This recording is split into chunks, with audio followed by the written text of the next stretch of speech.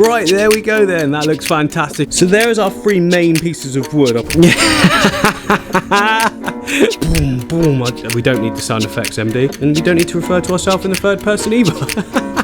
Wicked. So those lines are sorted. I just trimmed it all up. Look at those red root floaters at the top there. Welcome back to the vlog, guys, and the epic Amazon aquarium build you can see behind me. So in the last video, we built the stand, put the tank on top. That doesn't need to be added into that. That's not a highlight, is it? We just put a tank on top. Anyway, yeah, put a black background on it and then a cool little sort of faux wood effect behind the aquarium. So that's all looking great, but as I've said before, it's quite nice to add some greenery around the aquarium as well. So it's not just the aquarium, it's the whole sort of scene, if you like. And to do that, I've got this Monstera plant, is it? Yeah, Monstera. Absolutely awesome. Look at it. Look at the size of that leaf.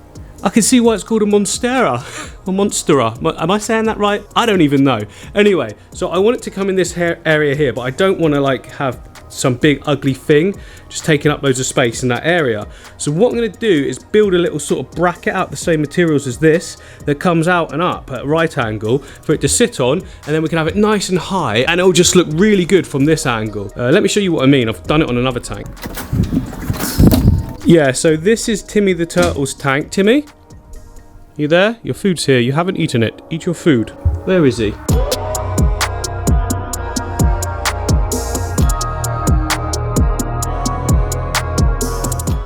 Anyway, yeah, look, here, you can see. So that is what I built there. This one's going to come up like the same, but higher and a little bit smaller, so it's more compact. It works really well and holds the plant there nicely. So basically, I've got a pot over here. I'm just in the process of painting it black. It needs a second layer on it because that green wasn't really doing anything for me. And then over here on the desk, look, I've got the pieces of wood that I need. So one's coming out like that, one on top, and then a flat piece on top of that.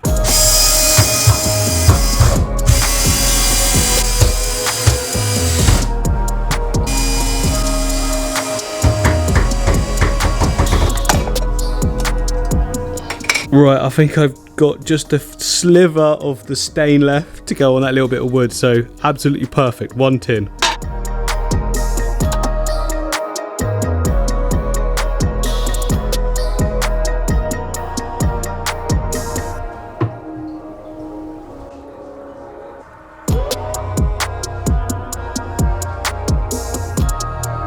Right, there we go then, that looks fantastic. I've got more plans for like immersed planting as well, but I think I want to have it coming off the wood structure that's going to go in the tank. Now about the wood structure, let's get onto that section and start moving stuff in.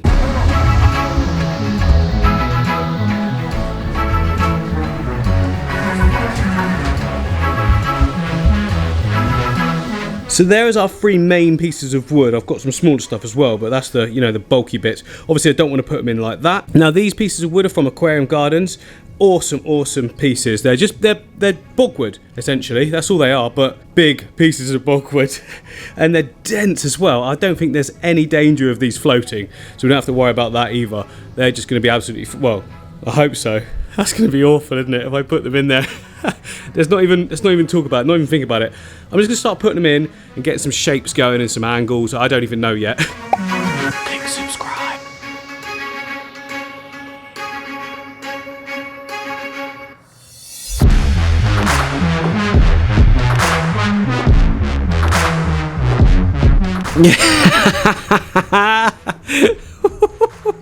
I mean, sometimes in life you've just got to go big, so that's what I've done there. I kind of accidentally did it. I kind of put that one resting there just for a minute and then I thought, whoa. Now flow might be an issue because we're blocking off the back area, but not completely. There's loads of gaps and ways through. We've got a big old filter going on this. We've got the 𝗯𝘂𝘀𝗶𝗲𝗀𝗀, which is their new sort of flagship one. It's the thermo, so it's built in heaters and everything, which is awesome. But I'm also going to put a power head in as well. At the end of the day, it's a river I'm trying to create. Rivers flow. Flow fast. So obviously really loving the other way, but we've got to try other ways as well in case, you know, we find something better. That's quite cool. This is more of an island composition. The last one was more of a triangular composition, so island is convex. I don't know. It's an island, whatever. It kind of looks like a stag's head coming out of the background, like boom, boom. We don't need the sound effects, MD. And we don't need to refer to ourselves in the third person either. But yeah, that's cool. We can go back to the other one, or we can go back to this one, whatever. I've got one more idea I want to try, and that's going to be this main piece sort of coming out like a tree stump, and the bigger pieces can be sort of roots, if you like. I'm not sure how well that's going to work given the size of these mammoth pieces, but I can sort of see that one laying all the way across, this one coming partially out, and then that on top, and then the little one somewhere. Anyway, I'll give it a go and see how that looks.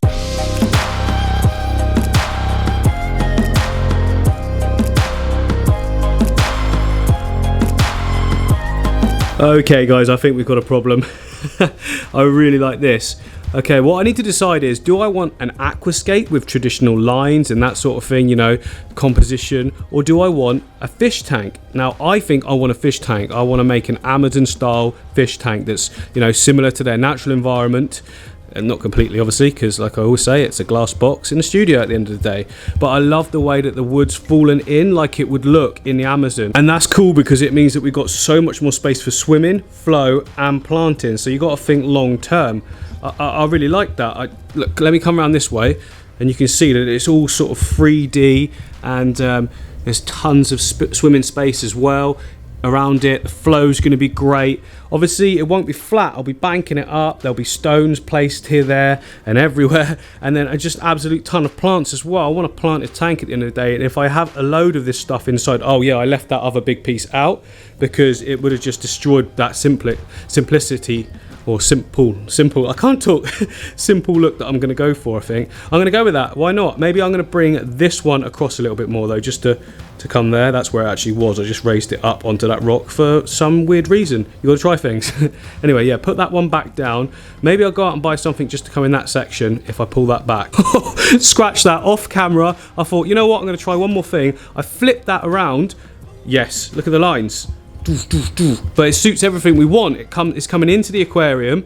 It's not taking up a ton of space. It looks aquascape because it's following some sort of composition. Maybe those lines are far too parallel. I'll give it a bit more angle like that, I think, in a minute. But yeah, the perfect thing is this wood's actually got a little hook that loops around the back, and just it's solid. It's not going it. That's the tap test. You all know the tap. I'm going to do gentle tap test on this one. Awesome, I love that. But yeah, again, I want to sort out those lines. That's too perfect. You don't really get perfectness like that in nature. Either it needs to come up that way or that way. We'll try both.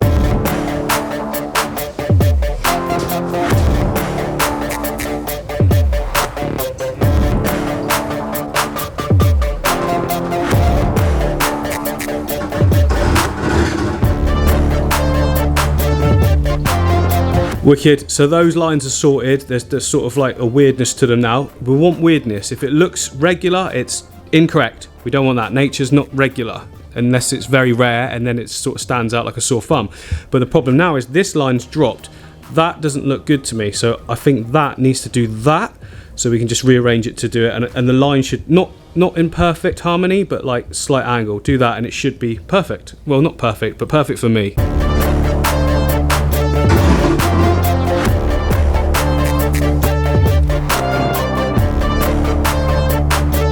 Yeah, there we go. See what I mean? See how that flows so much more now that it's doing that, rather than straight line, flat line. You know, I think that's perfect. I think we nailed it. Absolutely nailed it. And there's plenty of room for attaching, you know, the inlet and outlets for our filters. Both sides. We're gonna have tons of flow. A nice power head as well. I'm gonna put on this one. Just a cheap one. Again, I want to just use stuff that you guys can get and afford. Really. Let's be honest. None of this is going to be cheap, and it's all a luxury item. So if you're trying to do stuff for like under $500, $600, whatever, just stop right there and get something smaller, because you can do it with the smaller tanks. But if you want the bigger tanks, you're gonna have to save up. You know, it's as simple as that. Or sell your car and buy a cheaper one, whatever. There's plenty of ways to get money, but money isn't everything, and that's why I try to sort of keep costs down where possible. So, you know, building your own stands, for instance, sorting out your own lights with some just basic simple LED floodlights. Links in the description, guys. Order them up, get them on your tanks. They look great. They grow plants amazing. So that's everything coming along really well, guys, but I want to add some height to that sort of, you know, the areas that I'm going to be planting in. So to do that, we're going to use some crushed lava rock and some zip bags they're all made of plastic, so they won't rust or anything. Let me show you.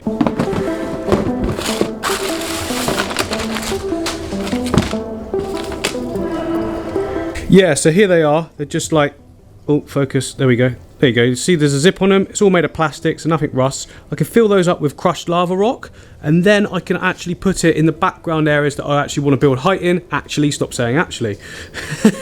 There, look, so I want height there, probably about up to there. A little bit of height in that area, so it'll be like a swoopy, swoopadoo, whatever, you know? So yeah, let's get that in.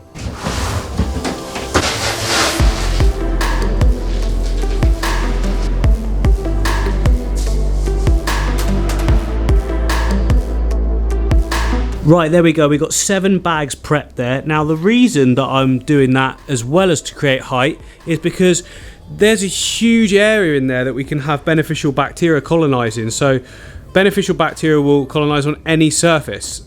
Not in the water column, but in the surface of the wood, surface of the rocks, the sand, and also crushed lava rock, which is very porous and just got tons of surface area. So by adding that in at the bottom there, we're actually massively increasing the amount of beneficial bacteria in the whole system. I'll have it all in the filters as well. So we've got loads and loads of this. It should do really well. What I found is the more surface area for beneficial bacteria you can enable in the whole aquarium system, the better the whole tank does. This one, for instance, this is my Better Fish sorority aquarium. It's just doing so well. I just trimmed it all up. Look at those red root floaters at the top there. Looking great. But yeah, I've just trimmed it all up because it's growing like crazy. There's not a single spot of algae. Again, the canister filter and all in behind this whole system here, behind this soil, is just packed full of that crushed lava rock, which just creates so much beneficial bacteria. And look, it just looks fantastic, doesn't it?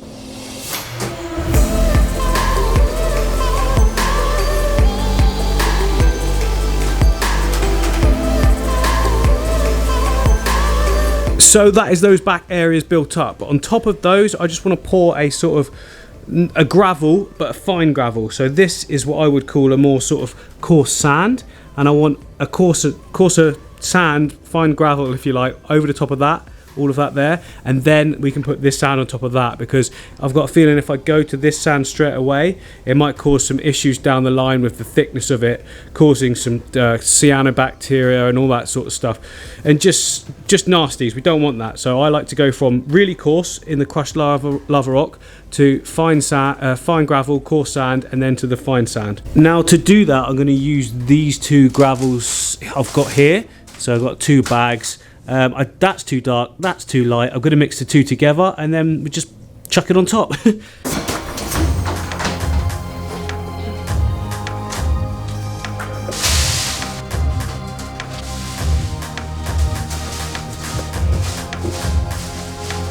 So that's all the sand nicely mixed. We've got absolutely loads there to use. Now, before we put that in, I want to put down some root tabs, or just open up the capsules and just sprinkle it around everywhere.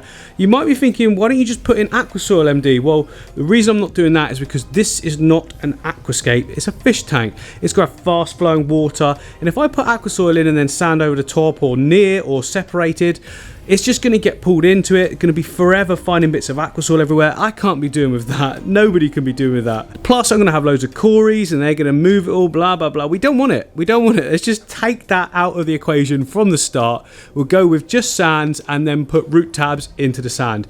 It's just as doable and it turns out just as good. It just depends how you want to do it. And for this tank, that's going to work out perfect.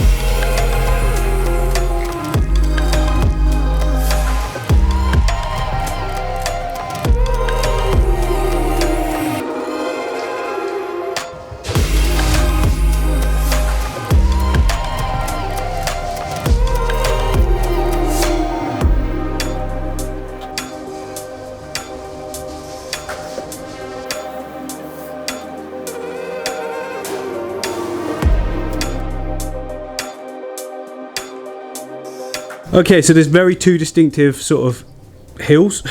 I don't know what are they? Raised areas in the corners. So a big one there, medium-sized one there, and then in the middle it's just low, and I quite like that. Just to keep it sort of separate. I might keep that as like an open pathway just to add some depth to the tank, because these sides are going to be heavily planted and there's going to be loads of sort of carpeting plants in the foreground, so that will look absolutely fantastic as well.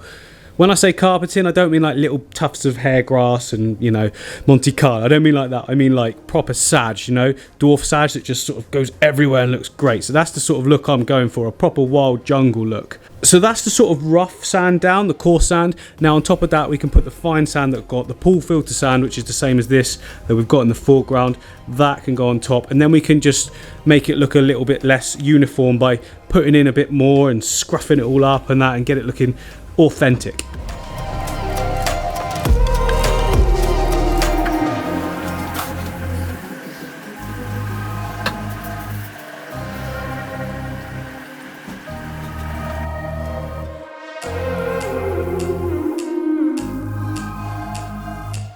There we go. Now that is a lot of sand, isn't it? But you know, we need it. It's the bottom of a river, remember?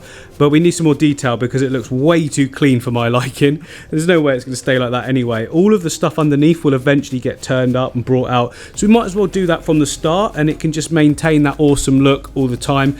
And you don't have to worry about the little perfect look, you know, sand and that. Not my bag, not my bag. So now we need to just sprinkle some more of the coarse stuff. Again, as usual, keeping the more like the most coarse stuff close to the rocks and the wood, and then it slowly sort of gets looser as you come out. Again, it will do its own thing with the flow, so we don't have to be too worried about it, but it's good to have a good starting point, right?